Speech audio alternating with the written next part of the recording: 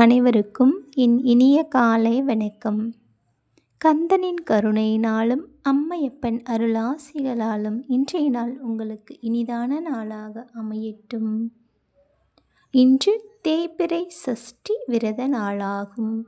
நம் முருகனுக்கு உகந்த செவ்வாய்க்கிழமையான இந்நன்னாளிலே நம் முருகனது அருளை பெறுவதற்கு அவனை துதி செய்து அவனின் பதம் போற்றி பணிந்தால் அனைத்து வினைகளையும் நம் வேலேந்திய வேலவன் அகற்றுவான்.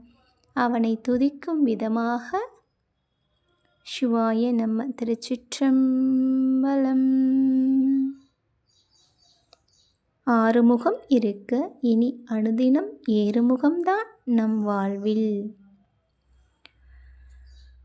உருவாய் அருவாய் உளதாய் இளதாய் மறுவாய் மலராய் மணியாய் ஒளியாய் கருவாய் உயிராய் கதியாய் விதியாய் குருவாய் வருவாய் அருள்வாய் குகனீ.